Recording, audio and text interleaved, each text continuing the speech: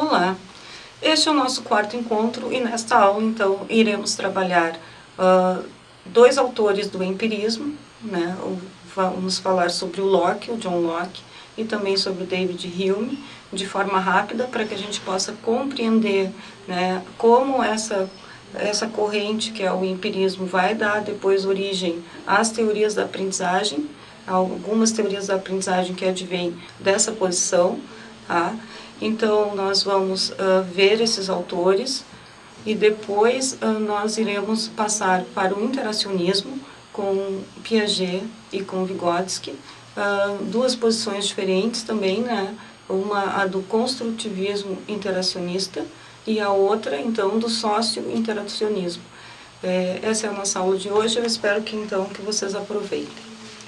Então, falamos do John Locke, né? Um filósofo inglês, representante, considerado o principal representante do empirismo, que vai retomar Aristóteles e que concebe a mente humana como uma tábula rasa, uma folha em branco, sem qualquer conteúdo, onde os dados que nos chegam pelos sentidos vão gravando impressões. Tá? A habilidade de fazer abstrações é a única coisa inata no homem. Todo o restante é derivado de experiências externas, contato com os objetos reais, e experiências internas, reflexão por prazer, reflexão sobre o prazer, por exemplo.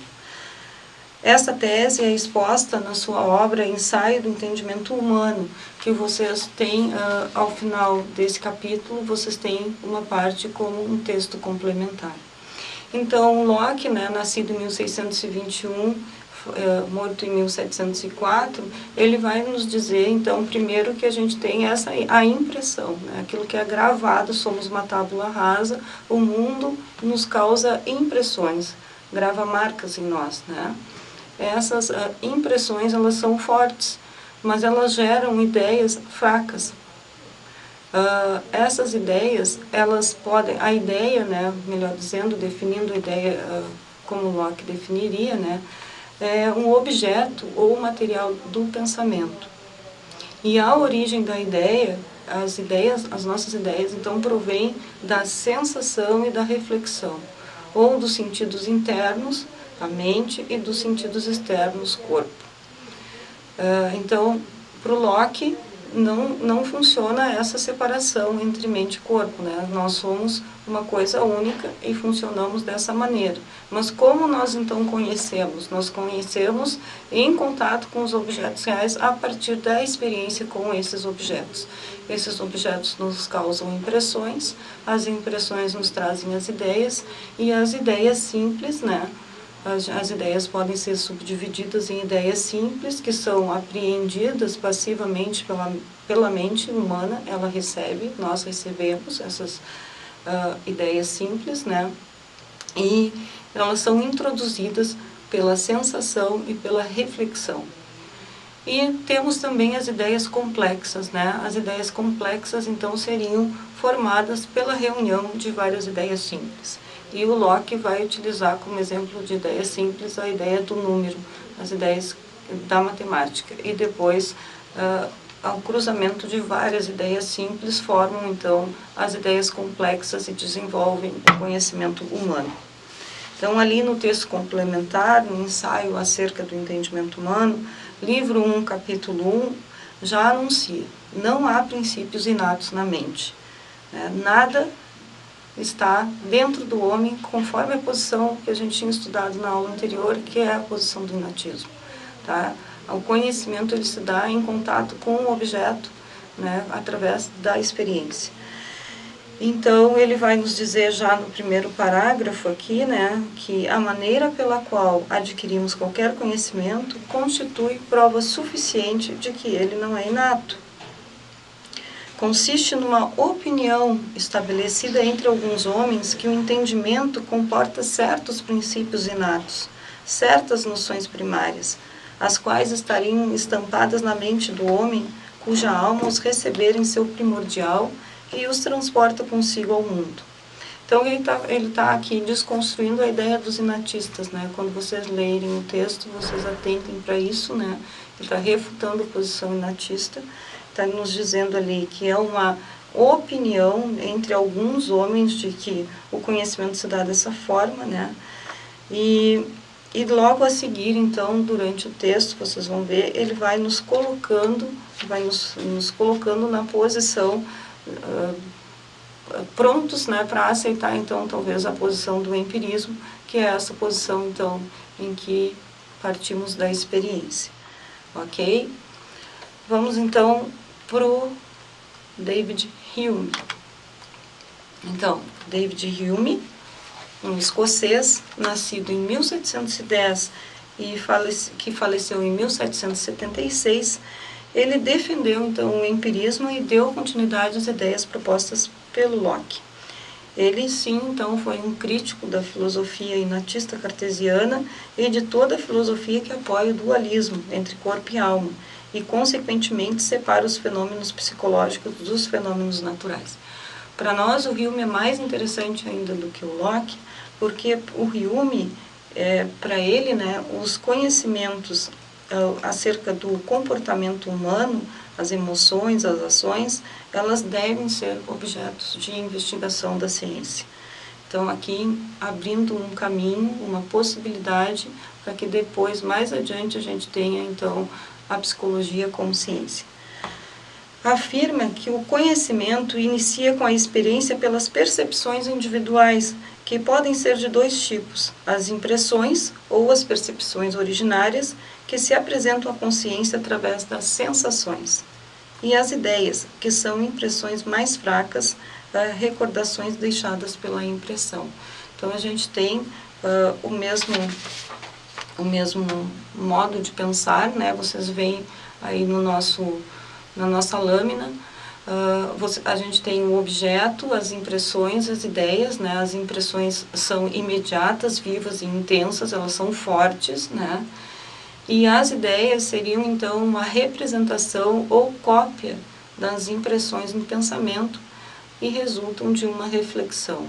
Então, ali já há um movimento, tá? Quando a gente tem as impressões, a gente vai ter as ideias como uma cópia dessas impressões, mas como resultado de uma reflexão. E aí nós fazemos uma associação. O que é a associação? Vocês estão aí acompanhando, né? A associação é quando a razão e os juízos racionais realizam, então, uma conexão entre as ideias. É uma atração mútua de ideias devido à sua semelhança, contiguidade e causalidade. Então, as ideias vão se agrupando, né, devido à sua semelhança, à sua contiguidade e à sua causalidade, elas vão se agrupando nessa ordem lógica, né, e formando, então, o que temos depois como conhecimento através das relações entre ideias, por exemplo, as relações entre os números da matemática, e o conhecimento através da relação entre fatos, que, por exemplo, as relações de causalidade entre dois fenômenos. Eu trouxe para vocês aqui, nessa nossa próxima lâmina, alguns argumentos do empirismo de Hume, né? Dois fortes argumentos que ele traz ali para contestar a questão do inatismo. Então, quando o primeiro argumento do Hume diz, quando submetemos nossas ideias à análise, vemos que sempre se compõem de ideias simples, que foram copiadas de uma impressão precedente. E aqui, então, Hume faz uma jogada, ele faz essa afirmação e ele coloca no adversário, no leitor, naquele que vai buscar o diálogo, a tarefa de encontrar, então, e provar para ele uma ideia cujos elementos não sejam provenientes das impressões, para poder, então, refutar o que ele está trazendo. E o segundo argumento, então, que ele nos traz, né, quando, devido a um defeito do órgão sensorial ou a falta do objeto do sentido, alguém nunca teve determinada impressão, verifica-se que também não possui ideia correspondente. Ou seja, se a pessoa ela é surda, né, ela tem um problema no órgão sensorial, ela não vai ter a ideia de som, por exemplo. Tá? Isso é um dos argumentos que ele utiliza para mostrar que a gente precisa dessa impressão gravada que é dada pelo ambiente, pelo mundo, né, pelo externo, pela experiência com o mundo, né, e que se a gente não tiver o acesso por algum motivo, seja por um problema adquirido ou já congênito, né, nós não vamos ter acesso a um determinado grupo de ideias, ok? Vocês podem ver aí que a gente tem um vídeo, né? Assistam esse vídeo, ele é bem curtinho e bem didático sobre impressões e ideias em Hume, para que a gente possa, então, ficar com uma boa base do que seja o empirismo, né? Que depois vai nos auxiliar a compreender as teorias da aprendizagem que vem no nosso quinto encontro. De onde provém o conhecimento? Como um empirista que sou, a esta questão só posso responder dizendo que todo o nosso conhecimento é fruto da experiência sensível. Ou seja, nada existe na razão que não tenha estado anteriormente na experiência. Os primeiros dados do conhecimento são impressões sensíveis sob a forma de percepções. E as nossas percepções são de dois tipos: impressões e ideias, que diferem quanto à qualidade e quanto ao grau de intensidade. Por exemplo, quando olhamos para um cavalo castanho, temos uma determinada percepção, ou seja, temos dele uma impressão visual. Ou seja, quando pensamos num cavalo, evocamos uma ou mais ideias: animal equídeo, castanho, ruminante, etc., que, conjuntamente, formam o significado da palavra cavalo. O que quero dizer com isto é que, sem impressão, não existe ideia. Isto é, não nos é possível ter uma ideia de algo que não tenhamos experimentado primeiramente enquanto impressão, ou seja, a impressão antecede a ideia. Vou tentar agora explicar-vos aquilo que distingue as impressões das ideias. As impressões podem ser de dois tipos. Podem ser impressões de sensação, sons e cores, por exemplo, e impressões de reflexão, alegria e amor, por exemplo. As impressões são vivas e fortes, claras e pormenorizadas. As ideias são cópias das impressões e, por isso, são menos vivas e fortes, uma vez que são produto da imaginação e da memória, ou seja, são recordações de impressões. E agora, então, nós vamos abordar o interacionismo, tá? Em duas de suas vertentes, né? O construtivismo e o socio-interacionismo. O interacionismo, ele é, como vocês podem lembrar, que nós vimos, né, na nossa árvore ali das ideias, das concepções epistemológicas, aquilo que vai procurar juntar, então, as ideias do inatismo com as ideias do empirismo, né, no sentido de que ela é uma posição que aproveita, né, coisas que vêm do inatismo, por exemplo, na teoria do Piaget, conforme já conversamos numa outra aula, né? Então, Piaget, vamos ver mais adiante, mas Piaget vai nos dizer: nós precisamos das estruturas mentais, nós precisamos do aparato, né, funcionando, do nosso aparato biológico funcionando para que a gente possa aprender, né? Então, e também, mas não é só isso, ele vai dizer, nós precisamos interagir com o meio também. Então, nós vamos aprofundar nessa posição, então, do interacionismo. A característica geral do interacionismo é de que o conhecimento é produzido pela ação do indivíduo sobre o meio e do meio sobre o indivíduo, tá? O meio no interacionismo é o mundo físico dos objetos, e o mundo social e suas relações e cultura. Então, é esse meio, né, que fala que a teoria interacionista vai nos trazer, ele é amplo.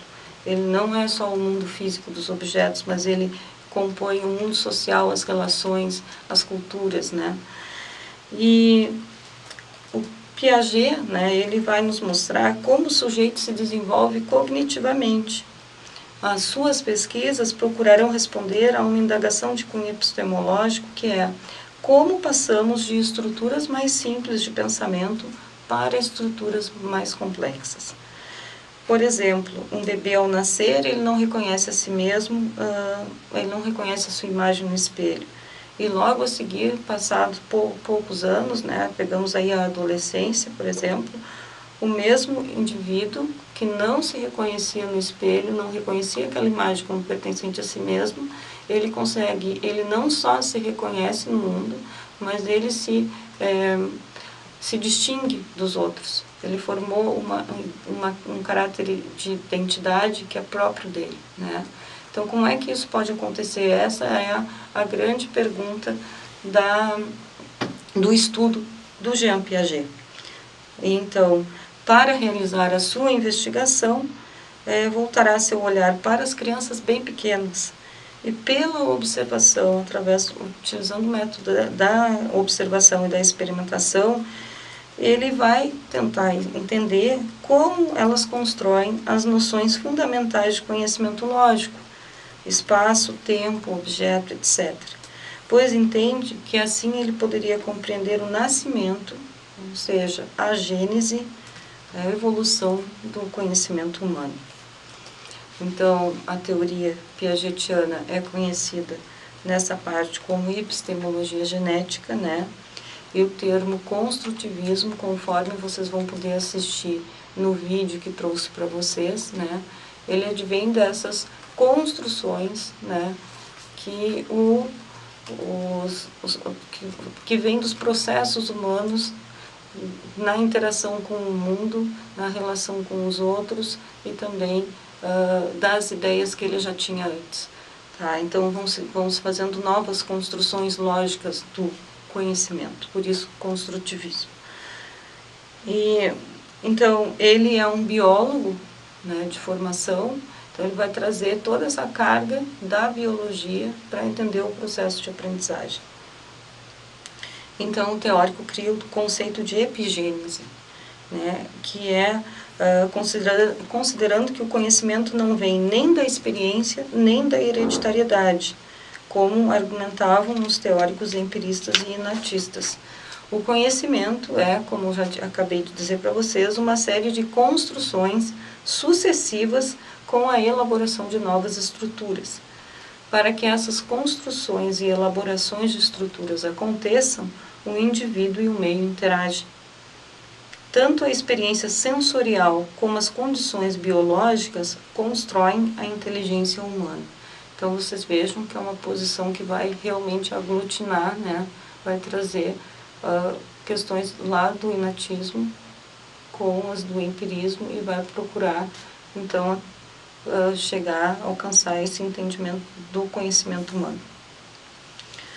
As concepções de equilibração e desequilibração são nucleares na epistemologia genética. É a equilibração que garante, então, o equilíbrio entre o indivíduo e o meio.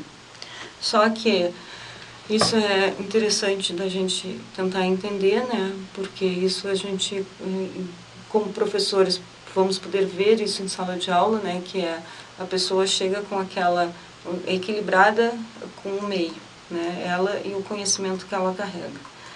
Mas ela entra em contato com outro conhecimento, ela entra em contato com o desconhecido, melhor dizendo.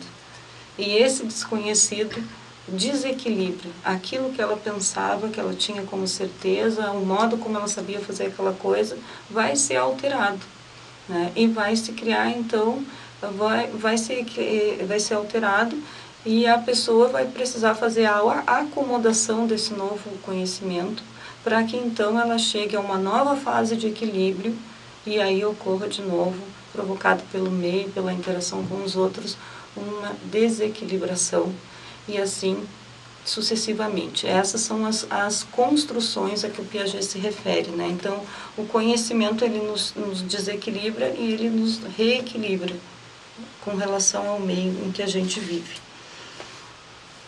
A ideia dele é que todo o organismo ele quer estar em equilíbrio. Porém, nós somos confrontados cotidianamente com objetos desconhecidos ou situações inusitadas. E nossa estrutura cognitiva ela é desequilibrada. Ou seja, ela é perturbada por aquele novo elemento.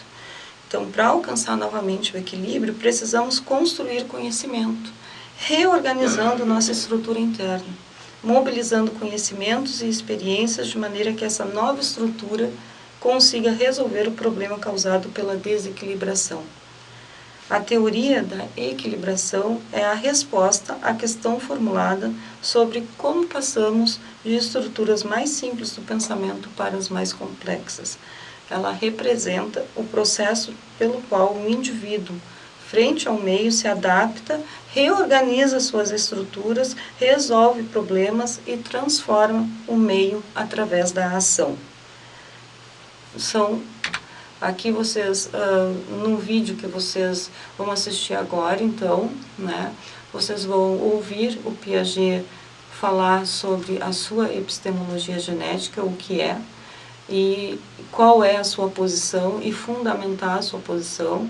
Esta é a primeira parte de 4 partes de um vídeo gravado na Suíça em 1977, por desejo do próprio Piaget de explicar alguns equívocos, né, no entendimento da sua teoria. E aí, então, vocês vão encontrar ele nos dizendo, por exemplo, né, não sou nem empirista nem inatista, sou construtivista. O conhecimento é uma série de construções, nunca uma cópia. Então, olha só, né, a gente teve o empirismo recém nos dizendo que o conhecimento era uma cópia. E aqui a gente tem a posição do Piaget, né, dizendo que ele não é nenhuma coisa nem outra, mas porque o conhecimento é uma série de construções e não é uma cópia. Ele é o conhecimento. O que é o conhecimento para o Piaget? É uma interpretação por assimilação dos objetos às estruturas anteriores do sujeito. Então, o sujeito tem estruturas anteriores, né? Ele tem lá, quando ele é bebê, estruturas que possibilitam os primeiros conhecimentos. E isso vai trazer essa cadeia de construções, vai possibilitar essa cadeia de construções, tá? E ele vai exemplificar, né, como vocês podem assistir no nosso vídeo, através do desenho feito por uma criança. Um desenho é sempre uma cópia de um modelo. O que observamos na criança pequena é que ela não desenha o que vê, ela desenha a ideia que tem, mesmo estando diante do objeto, que é o que ele nos relata. Desenha o que sabe, ou seja, ela faz uma interpretação do objeto.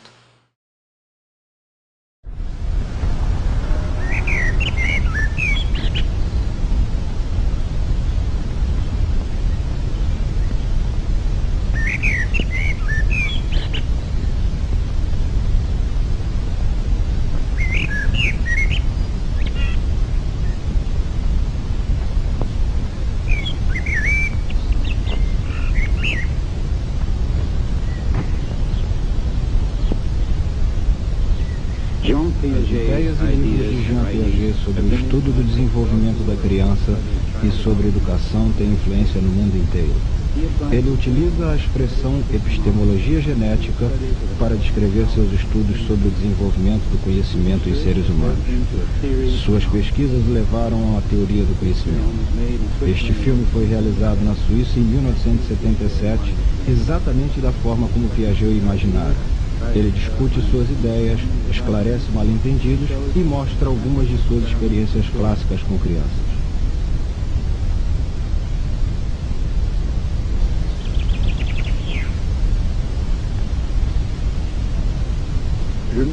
Gostaria, em primeiro lugar, de dizer algumas palavras sobre a ideia central de nossa epistemologia genética, porque ela é quase sempre mal entendida.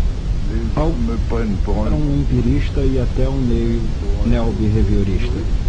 Assim fez Bernheim, que sustenta que o conhecimento parte da ação exercida sobre os objetos. Ora, uma ação exercida sobre os objetos é algo totalmente diferente de um conhecimento retirado dos objetos.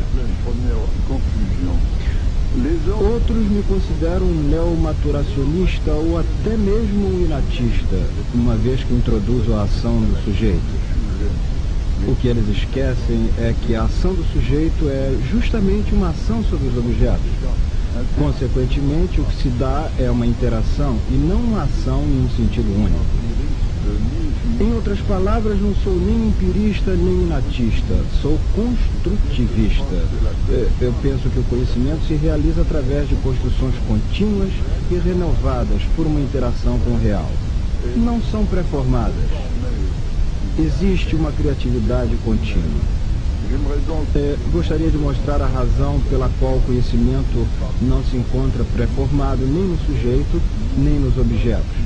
E sim, o que existe é uma auto-organização e, consequentemente, uma construção e uma reconstrução contínuas. E por que não sou um empirista? O empirista pensa que o conhecimento é uma espécie de cópia dos objetos. Uma cópia funcional, como dizia Rowe. Ora, o conhecimento não é nunca uma cópia. O conhecimento é sempre uma assimilação. Isto é uma interpretação por integração do objeto às estruturas anteriores do sujeito. O melhor exemplo que poderíamos dar para justificar essa tese é o estudo do desenho na criança. Um desenho é, por definição, uma cópia de um modelo. O que observamos na criança pequena é que ela não desenha o que vê, desenha a ideia que tem. Desenha o que sabe, ou seja, uma interpretação do objeto, e não o objeto enquanto observável e perceptível. Vejamos o exemplo de um losango. Mostro o modelo e peço à criança para copiá-lo. Para a criança, o losango é um quadrado com pontas. Vejam o resultado. O que ela desenha é um quadrado com uma ponta para cima e com a ponta para o lado.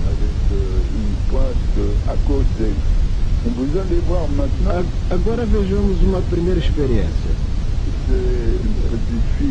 Uma pequena criança, Emanuele, de 3 anos e meio, vai nos fazer a cópia de um triângulo. Take a good look at it, huh? Dê uma boa olhada no desenho.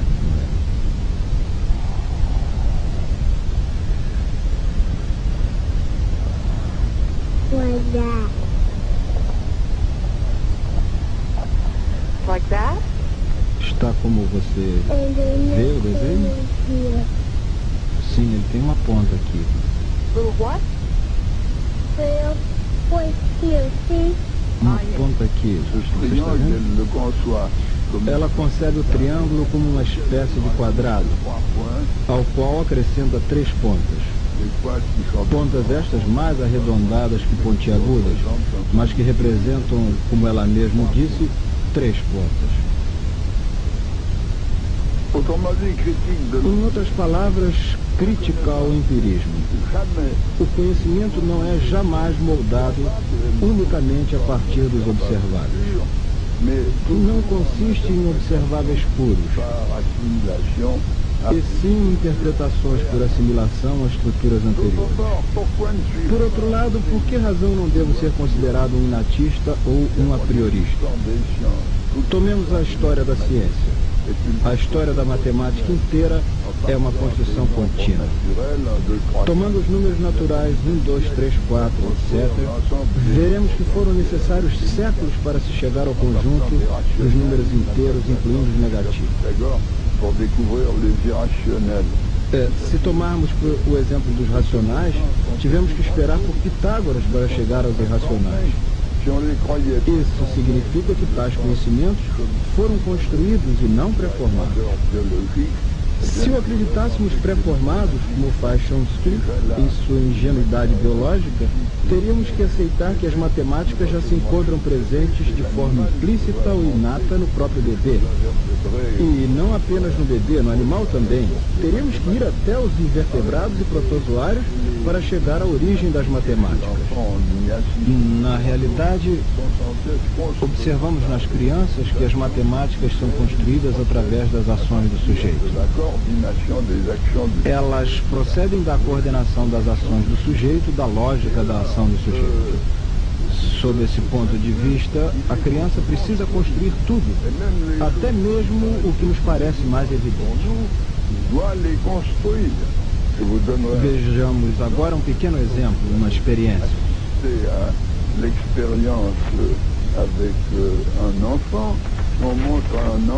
Nós vamos mostrar à criança um barbante que apresenta a seguinte configuração.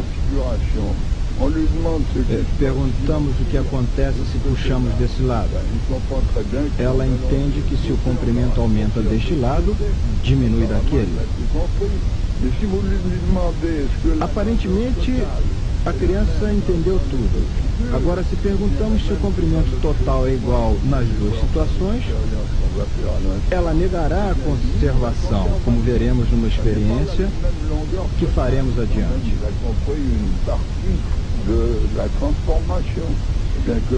A criança nega que seja o mesmo comprimento total, embora entenda parte da transformação.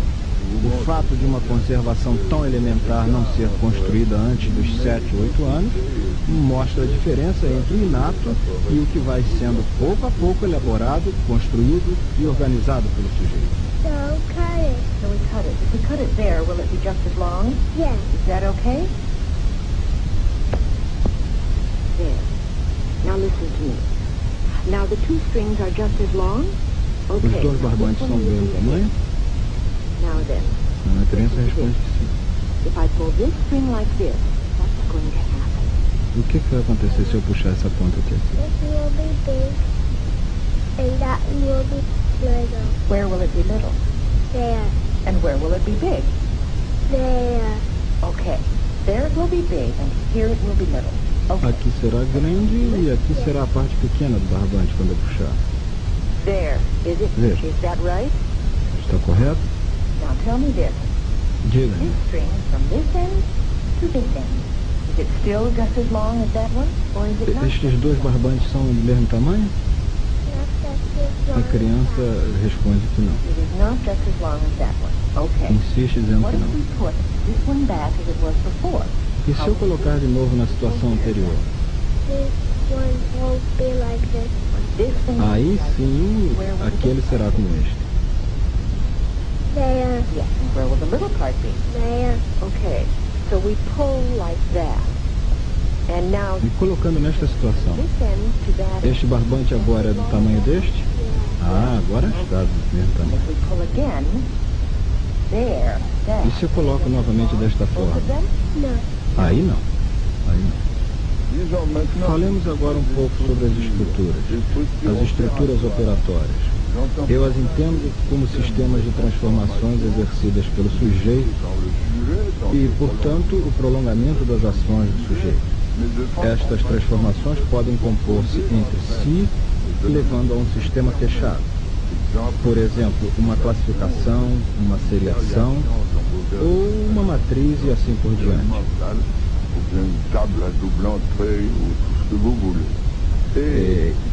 Quanto às operações, eu as definirei como transformações ou ações do sujeito. Então, pessoal, vocês assistiram aí o vídeo do Piaget, né? E embora o vídeo não tenha uma qualidade excelente, mas a gente pode ouvir ele nos dizer qual é a posição dele. A gente pode ver ele fazendo os testes com a criança. Então, a criança que aparece no vídeo, como vocês viram, ela tem 3 anos e meio, né? E ele vai fazer justamente o teste do losango com a criança para nos mostrar que a criança, mesmo estando diante do objeto, né, quando ele pede para que a criança faça uma representação desse objeto que é o desenho, a criança vai fazer não uma representação, mas ela vai fazer uma interpretação. Ela vai desenhar do jeito que ela pensa que ele é, e não do jeito que ela vê que ele é. Tá? Então isso faz parte de uma série de testes, né, da questão da retenção do conhecimento, que o Piaget vai nos mostrar. Aqui ainda não vamos nos aprofundar nessa parte, tá? Na nossa quinta aula a gente vai ver algumas coisas a mais do Piaget e aí nós entraremos então nesse assunto, mas para que vocês percebam esses elementos no vídeo. Tá? Então, são 2 fatores que influenciam o desenvolvimento humano. São os fatores invariantes, né, que são as estruturas biológicas herdadas, e aí então tá lá o pé no inatismo, né? Eu tenho estruturas biológicas que são herdadas, sim, vêm dos meus pais, essas características, né? E elas vão se manter ao longo da vida, então são os fatores invariantes, tá? E temos os fatores variantes do desenvolvimento humano, né? Que são os elementos que se transformam na interação com o meio, visando alcançar novamente o equilíbrio do organismo. Então, nesse processo de equilibração e desequilibração, alguns fatores que são os invariantes vão nos permitir ter a estrutura, né, para quando a gente estiver submetido aos invariantes, o nosso organismo conseguir chegar ao ponto de equilíbrio novamente. E aqui é o organismo mesmo, aqui traz a questão biológica, sim. Ok? Então, a adaptação do indivíduo ao meio necessita de dois mecanismos, que, embora diferentes entre si, ocorrem simultaneamente e são inseparáveis, que é a assimilação e a acomodação. O que é a tal da assimilação, né? A assimilação é quando o sujeito se dirige ao objeto com uma estrutura cognitiva que não é capaz de compreendê-lo na sua totalidade. Então, nós temos uma determinada estrutura, nos direcionamos a um objeto para conhecê-lo, mas nós não temos a capacidade inteira de conhecê-lo. Então, isso é um processo de assimilação, tá? E fazendo uso de experiências e soluções que trazemos, né, anteriores, que estão organizadas, a gente vai tentar compreender aquele objeto ali. Há na assimilação a primazia do sujeito sobre o objeto. É o sujeito que vai, né, tentar lá compreender esse objeto. E o processo de assimilação pode ser melhor percebido em crianças de até 2 anos, pois nesse estágio, que é o estágio sensório-motor, a criança explora o mundo com o seu aparato sensorial. Então, veremos mais adiante, né, o período sensório-motor, examinaríamos mais detidamente esse período, mas então sensório motor, sensório dos sentidos, motor de movimento, né? As crianças até 2 anos, elas são basicamente corpo e descoberta, e elas passam todo o tempo por esse processo de assimilação e acomodação, equilibração e desequilibração. É mais fácil ver isso nas crianças bem pequenas. O Piaget irá dizer que sempre há alguma assimilação, ou seja, é impossível não se apropriar minimamente do conhecimento, ainda que seja com a estrutura que tivermos naquele momento. Então, a gente vai se dirigir, uma criança pequena uma criança de 5 anos vai tentar jogar xadrez. Ela não vai conseguir exatamente fazer o jogo do adulto, que o adulto vai fazer de xadrez, mas ela vai compreender minimamente aquele jogo, né? Porque ela já tem algumas estruturas que permitem essa compreensão. Mais adiante, ela vai, então, né, conseguindo dar conta, se apropriar, então, desse conhecimento e entender o jogo de xadrez. Mas ela vai para o jogo de xadrez com a estrutura mínima que ela tem. E a acomodação, né? O que é a acomodação? Ela é um processo pelo qual as estruturas cognitivas são alteradas. A estrutura mental que era utilizada para se adaptar ao meio é reorganizada para alcançar um novo equilíbrio. Então, eu assimilo e acomodo, tá? E nisso eu vou, não é uma alteração abstrata, é uma alteração real, ela é uma alteração nas estruturas cognitivas. Outros caminhos que vão no meu cérebro que vão proporcionar conhecer outras coisas. Ok?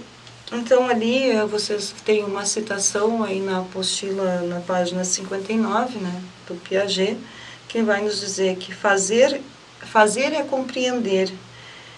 Fazer é compreender em ação uma dada situação em grau suficiente para atingir os fins propostos. E compreender é conseguir dominar em pensamento as mesmas situações até poder resolver os problemas por ela levantados em relação ao porquê e ao como das ligações constatadas e, por outro lado, utilizadas em ação. Então, ele está nos dizendo o que é o fazer, o que é o compreender, né? Fazer é compreender em ação, estar fazendo, né, uma dada situação, pelo menos minimamente, para atingir o fim proposto. Mas compreender é dominar em pensamento a mesma situação, até poder resolver os problemas por ela levantados. Então, esse jogo que o Piaget vai nos fazer, né, entre assimilação, acomodação, equilibração, desequilibração, fazer, compreender, né? Ele vai nos mostrando como o nosso processo de conhecimento do mundo, ele é complexo e ele move com diferentes elementos, né? Elementos que são biológicos e também elementos que são próprios do mundo, estruturas que são entendimento do conhecimento mesmo ali, né? E tudo isso junto, então, é que vai possibilitar que o homem conheça cada vez mais. Não vamos finalizar por aqui o nosso aprendizado sobre Piaget, né? Seria uma aula, seria deixar de estudar muitas coisas que ele tem que ainda contribuem, mas só para dizer para vocês, então, que o Piaget, ele escreveu aproximadamente durante 70 anos, né? Ele sempre demonstrou interesse pelas ciências naturais, publicou seu primeiro ensaio com 11 anos, sobre um estudo sobre um pardal albino, e ele escreveu até morrer. E teve colaboradores como Claparède, o matemático Ingelder, né, o Quine, o Chomsky. Ele trabalhou com o Binet no famoso teste de QI, né, que hoje é uma posição superada, né. Ele estudou sobre o behaviorismo, lá na teoria da conservação, por exemplo. Então, ele foi um grande curioso sobre como podemos aprender, como o homem conhece as coisas no mundo, ok? E agora, então, vamos ver o Vygotsky. Então, no Vygotsky, nós vamos ter uma posição diferente do Piaget. Vocês têm aí um vídeo, né, para assistir. É um vídeo que vai nos trazer os primeiros, vai apresentar o Vygotsky para vocês. Ele vai falar sobre a influência do Marx na teoria do Vygotsky, né, e vai mostrar como, apesar de contemporâneo do Piaget, né, ele vai buscar um outro caminho, então, para a compreensão de como aprendemos, como organizamos o nosso conhecimento.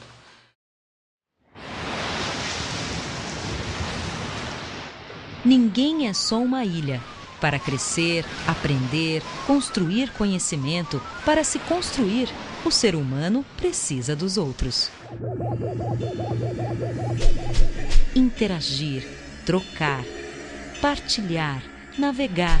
Para isso, embarcamos na linguagem, a grande ferramenta social de contato. E é ela que, possibilitando a troca com o outro, permite a cada indivíduo, constituído dessa interação com o outro, completar-se para conquistar o seu potencial. Esse é o pensamento de Lev Vygotsky, o psicólogo e professor judeu-russo que fundou a chamada psicologia histórico-cultural, também conhecida como psicologia interativista sociocultural ou psicologia socio-interacionista, ou ainda teoria histórico-social. Ele foi o primeiro psicólogo moderno a enfatizar que a cultura se integra ao homem pela atividade cerebral, estimulada pela interação entre parceiros sociais, mediada pela linguagem. A linguagem, a ferramenta que torna o animal homem, verdadeiramente humano. Contemporâneo do psicanalista e professor suíço Jean Piaget, Lev Vygotsky nasceu na cidadezinha de Orsha, em pleno Império Russo, na região da Bielorrússia, no final do século XIX. E morreu jovem, de tuberculose, aos 37 anos, porém com uma importante obra de mais de 200 de trabalhos científicos.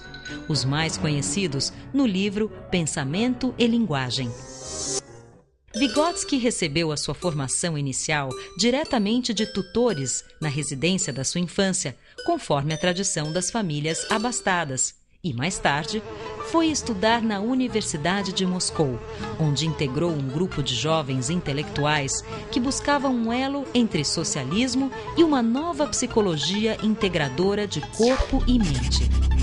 Assim, embora graduado em Direito, Vygotsky transitou também pelas áreas da medicina, psicologia, história, literatura, filosofia, centrais da formação interdisciplinar decisiva para a base das suas ideias, que mesclavam a biologia do corpo com a filosofia, literatura e psicologia da mente. Vygotsky formou-se na Universidade de Moscou no histórico ano de 1917, marco da Revolução Russa que derrubou o Império dos Czares e deu lugar à nova Rússia socialista, governada pelas ideias de Marx. O discurso marxista postulava que tudo é histórico, fruto de um processo, e que são as mudanças históricas na sociedade e na vida material que modificam a natureza humana, em sua consciência e comportamento. Influenciado por essas ideias, Vygotsky construiu a sua teoria sobre as funções psicológicas superiores e como a linguagem e o pensamento estão fortemente conectados. Para Vygotsky, é importante avaliar a criança pelo que ela está aprendendo e não pelo que já aprendeu. Sua teoria procura avaliar os processos mentais envolvidos na compreensão do mundo. E o modelo de aprendizado descrito por suas ideias representou um grande salto para a pedagogia, especialmente quando descreve a zona de desenvolvimento proximal. Para ele, uma das etapas de aprendizagem mais importantes. Para entender as ideias de Vygotsky, é fundamental inteirar-se de 4 pensamentos chaves vygotskianos: interação, mediação, internalização e ZDP, Zona de Desenvolvimento Proximal. Vygotsky descobriu que para melhorar o nível da aprendizagem, mais do que o indivíduo agir sobre o meio, precisava interagir. Para ele, todo sujeito adquire seus conhecimentos a partir de relações interpessoais, de troca com o meio. Por isso, é chamado de interativo. Vygotsky afirma que aquilo que parece individual na pessoa é, na verdade, resultado da construção da sua relação com o outro. Um outro coletivo que veicula a cultura. As características e atitudes individuais estão profundamente impregnadas das trocas com o coletivo. E justamente é ali, no palco da cultura, dos seus valores, da negociação de sentidos tramada pelos grupos sociais, que se constrói e se internaliza o conhecimento. Como? Através da língua, da linguagem, dos símbolos escolhidos como metáforas ou outras figuras que se constituem em valiosa moeda de troca. Isto é, a interação é feita através da linguagem, que realiza uma espécie de mediação do indivíduo com a cultura.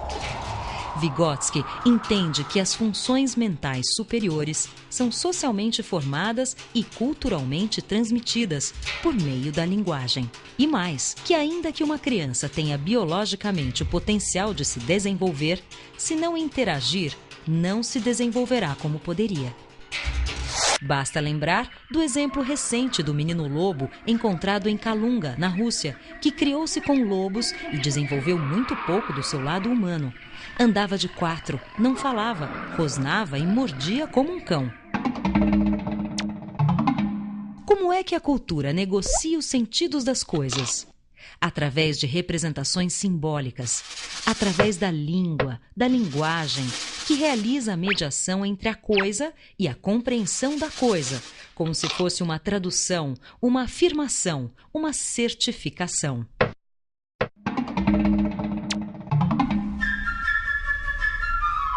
Se pegarmos, por exemplo, uma cadeira, e há um consenso entre nós de que vamos chamá-la de cadeira, e que se diz cadeira, e que serve para sentar, a criança entende. Esta informação vai parar lá no seu cérebro, onde fica armazenada junto com o atributo sentar. Passamos assim para a terceira ideia-chave de Vygotsky: a internalização, que é o momento em que o aprendizado se completa, quando a criança, ao refletir sobre o nome e o significado de cadeira, ao internalizá-los, consegue abstrair o conceito de cadeira e torná-lo universal. E então, cadeira não cabe mais só na palavra cadeira, porque a própria criança descobre os muitos sentidos da palavra, que adquire, assim, novos tons afetivos, emocionais, de memória, de sentimento ou simplesmente de informação. Tudo via mediação da linguagem, na troca com os outros, interação, e consigo mesma, internalização. A criança apreende conhecimentos, papéis sociais e valores. E, finalmente, a quarta expressão vigotskiana, ZDP, Zona de Desenvolvimento Proximal, que nada mais é do que aquele espaço em branco que existe entre o que a criança já sabe fazer sozinha, e aquilo que ela tem a potencialidade para vir a ser, desde que seja assistida, aprenda com os outros. Proximal vem de próximo, perto, íntimo, e é onde entra o professor, o adulto ou um colega mais experiente da roda da criança, que, como parceiros de estrada, detectam o seu potencial e a estimulam a se superar e a se apropriar do que, em tese, ela é naturalmente capaz. E assim fica claro o papel do professor. Para Vygotsky, o professor é um mediador entre a criança e o mundo, um parceiro de estrada mais experiente, um descobridor da ZDP do aluno, que o ajuda a interagir com os outros e consigo mesmo, e assim atingir o que lhe é de direito, não o melhor além do outro, mas o melhor de si mesmo, isto é, o seu potencial. Então, pro Vygotsky, assistiram aí no filme, né? O que importa é a relação com o outro, né? É o processo de interação, é o interacionismo, socio-interacionismo. O outro é o social. Então, o que parece individual na pessoa é, na verdade, o resultado da construção de sua relação com o outro. Então, tudo aquilo que me parece individual em mim não é tão individual assim, porque eu me relaciono com os outros e dos outros, a partir desse outro eu vou me modificando. Tá? O Vygotsky, ele tem então esses 4 conceitos que são apresentados nesse vídeo, que é o conceito de interação, de mediação, de internalização e de zona de desenvolvimento proximal, que são os 4 conceitos chaves, né? Mas a gente não pode deixar de dizer que tudo isso amarrado pelas estruturas de pensamento e linguagem, que é o que vai fazer então que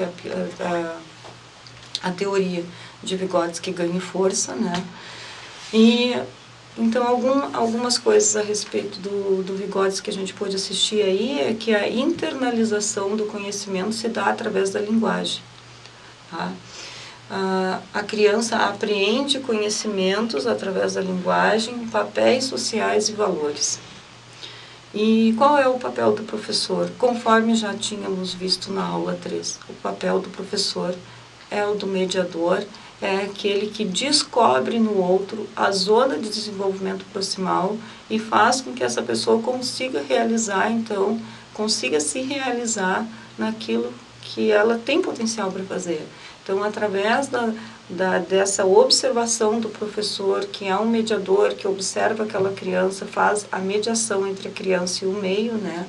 Nós temos, então, a zona de desenvolvimento proximal e, logo depois, a zona de desenvolvimento real, ok?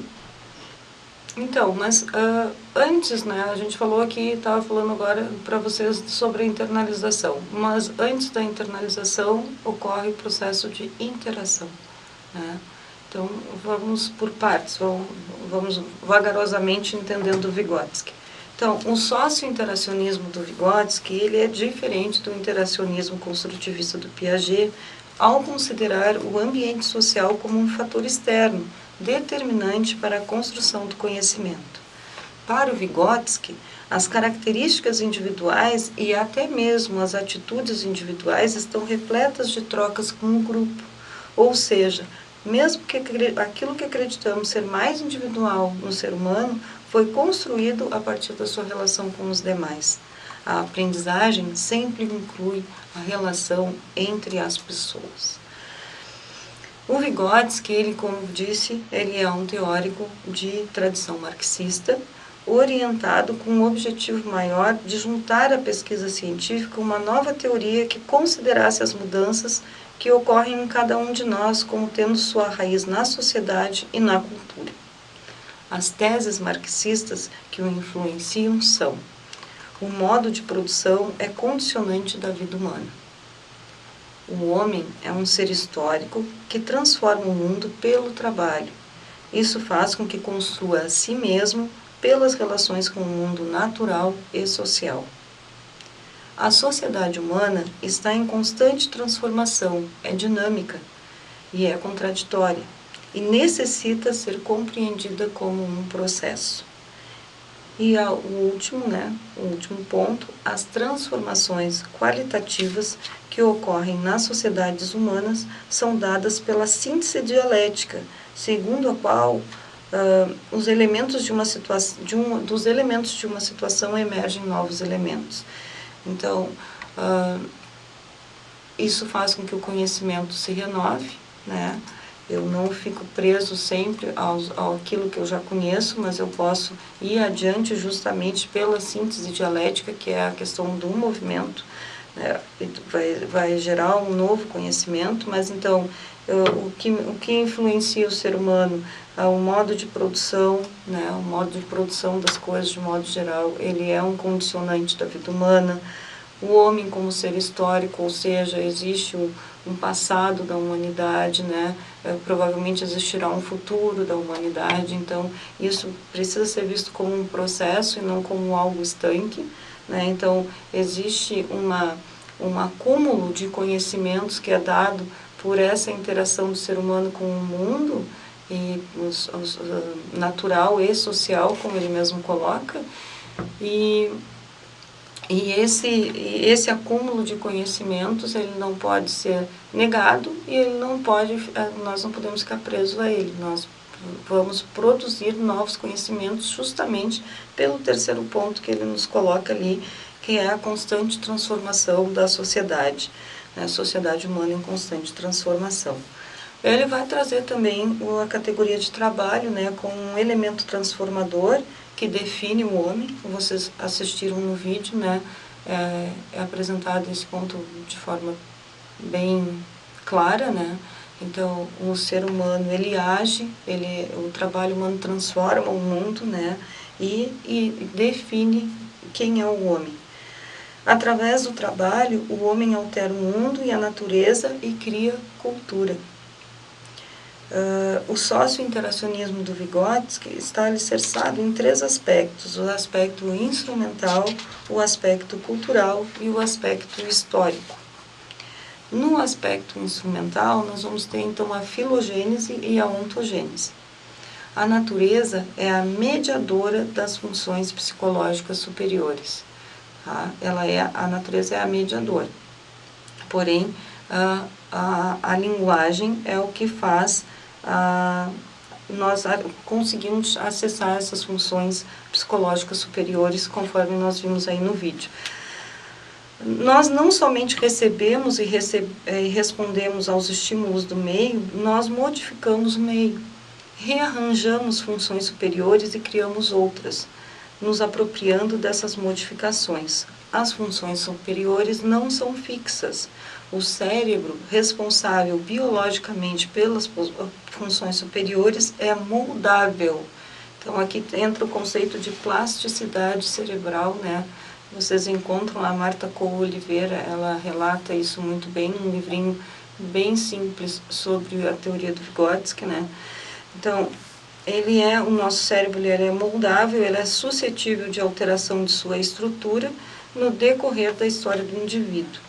E é a dialética entre o indivíduo e o meio que irá promover as alterações nas funções superiores. Para o Vygotsky, as funções psicológicas não podem ser pensadas sem considerar o fator biológico, uma vez que são produtos da atividade cerebral. Então, esse é o aspecto instrumental. E aqui depois, então, temos o aspecto cultural, que é a ontogênese, que nos mostra que, ao nascer, o homem já se encontra incluído em uma sociedade com determinada cultura. As tarefas definidas para as crianças na sociedade em que nascem determinam os tipos de problemas para os quais deverão estar preparadas para enfrentar e quais os tipos de instrumentos mentais e físicos de que deve dispor para realizar essa tarefa. Então, nascemos imersos em uma cultura, e essa cultura também vai nos dizer aquilo que somos capazes de realizar, né, e aquilo que poderemos fazer, poderemos alterar. E é um aspecto cultural a inserção do homem numa cultura com linguagem e instrumentos já constituídos que produz a passagem do biológico ao sócio-histórico. Então, né, aí a gente tem essa separação mesmo do pensamento do Piaget, né? É um outro caminho que se constitui, porque o que ele está nos dizendo aqui? Que nós nascemos imersos nessa cultura, né? E nessa cultura, então, nós temos uma linguagem, nós temos instrumentos que já estão prontos, nós não precisamos inventar o garfo, por exemplo. O garfo já foi inventado, então nós vamos inventar um outro instrumento melhor que o garfo, mas o garfo não vai ser reinventado. E aí a gente passa daquele ser humano apenas biológico para ser esse ser humano inserido no mundo cultural, né?